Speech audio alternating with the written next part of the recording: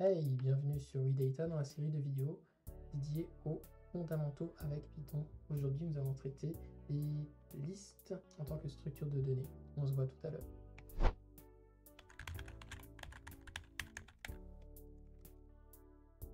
Alors ici, nous allons voir les listes parce que dans les vidéos précédentes, nous avons plutôt traité donc des valeurs, on pourrait dire, ou des types de données, donc qui sont finalement que des données en tant que telles. Hein, donc quand on parlait des nombres 1 ou des booleans true, false, ou quand on parlait des chaînes de caractères, hello. Donc tout ça en fait, ce sont des données. Mais les structures de données sont plutôt des choses qui vont nous permettre de structurer les données, de pouvoir les créer, de pouvoir les stocker, de pouvoir les avoir quand on veut et les modifier. Donc c'est vraiment des outils pratiques de transport qui nous permettent d'avoir donc finalement une multitude de données. Donc ce que nous allons voir, c'est plutôt les listes, hein, quelque chose d'assez connu, populaire, utilisé chez Python, donc, parce qu'ils sont extrêmement souples et nous permettent de faire pas mal de choses. Donc commençons sans plus tarder à propos des listes. Tout d'abord, nous allons parler de leur syntaxe, leur définition. Donc c'est juste créer une liste comme ça, 1, 2, 3. Et là, nous allons créer une liste. C'est une liste qui contient 3 éléments. Donc on va sans plus tarder le stocker, donc je vais mettre dans une variable L1 donc pour la démo. Ce qui fait que si j'invoque L1, donc nous avons ces 3 éléments dans une liste. Alors il faut savoir qu'on peut accéder à une liste et tous ces éléments dedans pour pouvoir faire des calculs, parce que peut-être qu'on les a stockés dans une liste comme ça en disant qu'on va les réutiliser tout à l'heure, et ben peut-être que là c'est le moment de pouvoir les utiliser. Si je veux avoir le premier élément d'une liste, en fait, ça peut être un peu contre-intuitif pour certaines personnes, mais il faut commencer par le 0. Donc si je fais L1, 0, bah, je vais avoir le 1. Si je veux attendre le 2, bah, en fait, je vais faire L1, numéro 2. Et si je veux attendre le 3, ah bon oui, après, ah non, parce que j'ai atteint le 3 avec le 2, pardon, donc c'est-à-dire que pour attendre le 2, c'est 1. Et si je dépasse la limite, c'est-à-dire en faisant L1, 3, Python va m'envoyer une erreur parce que je ne peux pas dépasser la capacité d'une liste. Donc 3, c'est out of question. Donc pour ça, on peut vérifier la longueur d'une liste en faisant len, en faisant liste... non, c'est faux, je vais dire. On voit que c'est une liste avec 3 éléments. On peut aussi sortir des sous-listes d'une liste, hein, donc, comme par exemple, si je fais L1 et je prends de 0 à 2, comme par exemple, en fait, je vais seulement prendre les 2 premiers éléments, donc le 0 et le 2. Donc c'est-à-dire que l'indice à la fin donc, représente finalement l'indice à ne pas dépasser. Donc si je fais comme par exemple maintenant quelque chose de 1, d'ailleurs même, je peux aussi faire pareil comme ça, donc c'est-à-dire sans mettre le 0, Python va deviner qu'en fait on part à partir de 0. De même, si je fais pareil, que je dis maintenant on part à partir de 1 et on va jusqu'à 3 par exemple, qui est la limite de la liste, donc on sait que on va faire 2 et 3. Et donc vu que on sait que 3 c'est normalement la limite de la liste, bon, le spécifiant on n'est pas obligé de mettre un numéro, on peut mettre comme ça. Comme ça on sait qu'on prend le premier élément de la liste jusque le deuxième élément de la liste jusqu'à la fin. Donc je pense que vous l'aurez deviné, si on fait quelque chose comme ça, on va deviner le début et la fin et on va sortir toute la liste.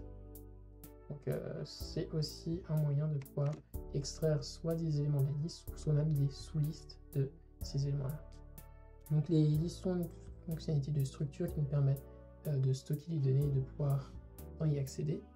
Bien évidemment, on a aussi la possibilité de modifier la liste, hein, donc on peut ajouter de nouveaux éléments, donc, comme par exemple pour notre liste 1 qui est comme ça.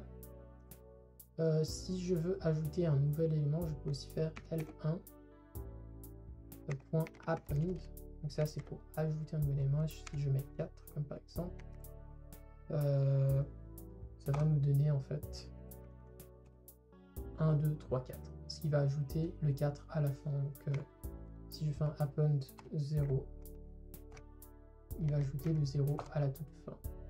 J'y ai fait 2 fois, donc là C'est-à-dire que 0 va apparaître 2 fois à la fin, et voilà. Donc c'est comme ça qu'on peut ajouter de nouveaux éléments dans une liste. Qu'est-ce qui se passe si je veux supprimer des éléments de liste? Pour faire facilement ça, donc il suffit juste de préciser l'indice et faire un del. Donc ça, je vous en ai jamais parlé. Quand on fait un del, ça nous permet en fait de supprimer littéralement des variables. Donc si je prends liste 0, 1, 2, 3, je vais supprimer le 3, le 4 et le 5. Je vais supprimer le 3. Ah oui, parce que j'ai pris liste 1, alors c'est L1. Un vieux truc. Donc là, j'ai supprimé le 3, donc en regardant la liste, c'est parti. Donc je peux encore continuer en faisant ça. Donc 3, 3. Et bien évidemment, donc on se retrouve avec la liste originale. On peut aussi ajouter finalement des éléments à certains index spéciaux particuliers. Donc pour ça, il faut juste faire un insert. Je fais L1.insert. Je peux comme par exemple décider d'ajouter la position numéro 2, donc c'est-à-dire la position numéro 1 ici, donc la valeur 7. Donc comme ça, je sais que j'aurai 1, 7, 2, 3. Si j'ai bien mis le truc, oui, 1, 7, 2, 3. Donc je peux encore faire un delete. Liste 1 à la position 1. Voilà, donc ça c'est vraiment le genre de traitement qu'on peut faire avec les listes pour pouvoir en fait ajouter et supprimer des éléments.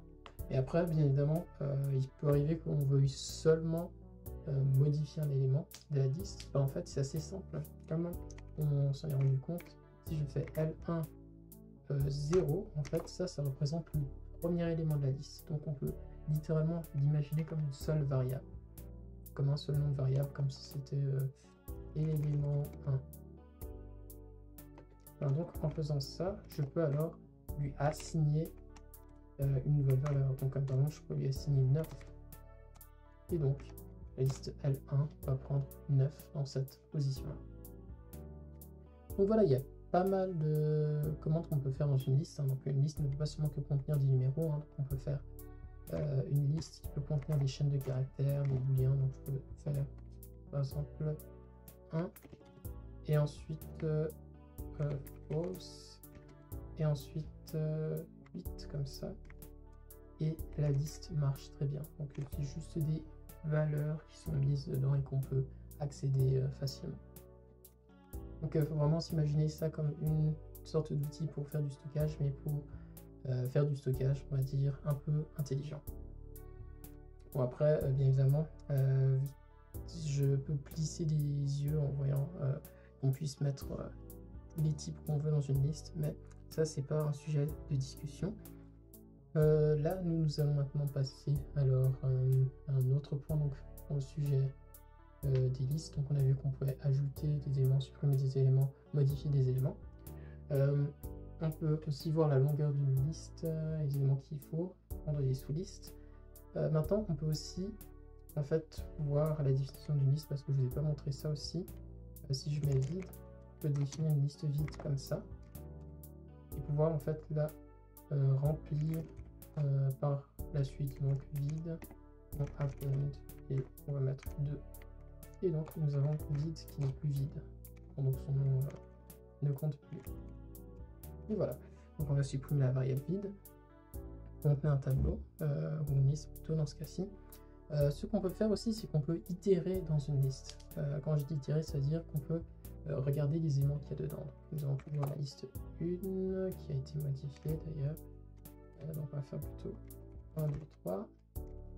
Donc en fait, on peut faire quelque chose avec une boucle for. Donc for, par exemple, element in L1, c'est-à-dire pour les éléments qui se trouvent dans la liste L1, on peut faire quelque chose. Je vais faire un print. On va mettre element comme ça. Et vous voyez que là, il nous a fait un print ligne par ligne de chaque élément. C'est-à-dire qu'avec ça, on peut jouer avec. Si, comme par exemple, tout d'un coup, je veux mettre élément plus 1, moi, je peux faire ça. Et donc, on peut faire ce genre de modification. Donc, comme par exemple, je peux créer une liste 2 que je déclare vide. Ensuite, j'utilise la boucle de tout à l'heure, mais à place de faire un print, je vais juste faire un L2.append. Et donc, avec ça, si je regarde L1, c'est toujours 1, 2, 3, mais L2 va prendre les valeurs qui ont été augmentées progressivement. Donc on peut passer d'une liste à une autre en faisant des modifications comme ça. Par exemple, je peux aussi reprendre L1. Donc, cette fois-ci, à place de faire un append et mettre un élément plus 1, je vais juste faire un insert. On va prendre 0. On va mettre l'élément à chaque fois. Donc à chaque fois, je vais mettre l'élément dans la position 0, chaque nouvel élément. Donc, ce que ça va faire, c'est que L2 maintenant... ah mince, juste que je délète L2, sinon ça peut avoir être juste. L2 est égal à une liste vide, voilà. Donc maintenant L1, toujours ça, mais L2 va être la liste inversée parce qu'à chaque fois, on va poser 1 dans la première position, 2 dans la première position et 3 qui va encore devant 1 et 2. Donc ça, c'est une façon, comme par exemple, d'inverser la liste, une liste d'éléments. Après, on peut aussi faire quelque chose comme ça. Donc par exemple, je définis une liste. On va faire L1 égale à 4, 1, 7, 3, 2, 5. Donc je peux alors itérer dans une liste, essayer de trouver l'élément le plus grand. Parce que en fait, dans une boucle for, comme vous voyez, c'est juste une sorte de symbole qui nous permet en fait de savoir ça. Ou même peut-être avant de commencer là-dessus, on va commencer avec quelque chose de plus léger. Hein. Donc on va essayer plutôt de savoir quels sont les éléments pairs dans la liste. Donc on a juste qu'à faire for, je vais mettre EL, in 10, EL1, comme ça c'est plus court. Alors on va tester donc if, donc pour tester la parité, c'est que divisé par 2, ça va donner un reste 0, donc c'est EL pourcentage 2, donc pour voir le reste, la division avec 2, si c'est égal à 0, donc on peut alors printer, donc afficher L. On va même faire comme par exemple, oui on va faire str pour traduire l'élément. Hein, et ensuite on va faire plus et pair. Est-ce que j'ai tout mis? Ouais. Ou sinon, donc else.